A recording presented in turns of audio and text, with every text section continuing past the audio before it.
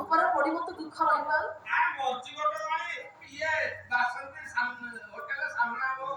ଶୁଣେ ରସଗୋଲାର ପ୍ରଥମ ନମ୍ବର ଛାନ୍ଦ ଗୋଟେ ସୁନ୍ଦର ଲେଖା ଦେଖେ କର ଆହେ ସାଧୁ ଜନ ବଡ଼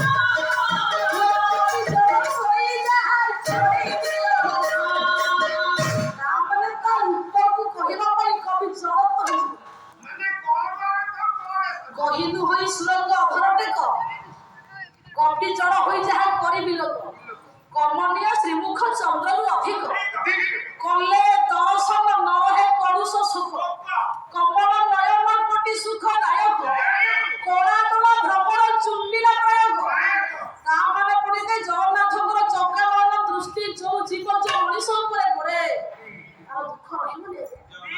ଭାଗବତ ଜଗନ୍ନାଥ ଦାସ ଭାଗ୍ୟତା ଈଶ୍ୱରତା ଭୋଗ ଭଗତି ବଡ଼ ସେ ତମେ ଦେବେ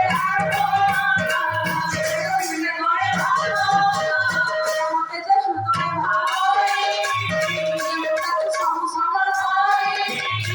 ଯେ ପ୍ରାଣୀ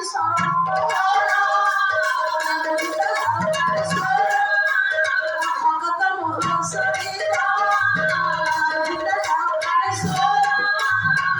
যে সংসার আছে ছন্দি সূর্য দেখে মুড়ি সূর্য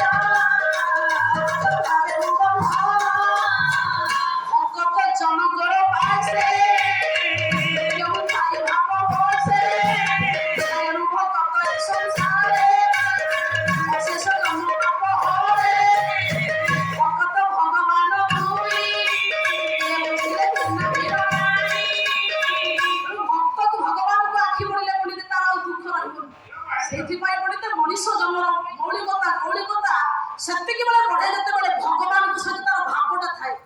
ତାହେଲେ ଭଗବାନ ବିଷ୍ଣୁ କଣ କହିଲେ ଆଜ୍ଞା ଦେଲେ କରୁଣା କୋଟାକ୍ଷକୁ ଚାହିଁ କିଛି ନ ବିଚାର ତୁମେ ଦେବତା ମାନେ କିଛି ବିଚାର କରନି ଗଣପତିରେ ଯଦୁଗୁଳେ ଜନ୍ମି ହେବି କୃଷ୍ଣ ରୂପରେ କଂସକୁ ମାରି କିଛି ନ ବିଚାର ତୁମେ ଯଦୁଗୁଳେ ଜନ୍ମି ଆମ୍ଭେ ଜାତ ହେବୁ କଂସ ପ୍ରାଣ ଆସିବା ପାଇଁ ଏବେ ତୁମେ ପ୍ରଳାପନ କରି ଦୁଃଖ ନ କରି ତୁମେ ଯାଅ କରିବାକୁ ଗୋପ କେଳି ଆମ୍ଭର ମୁଁ ଗୋପୀଙ୍କ ସହିତ କେଳି କରିବାର ସମୟ ଆସିଲା।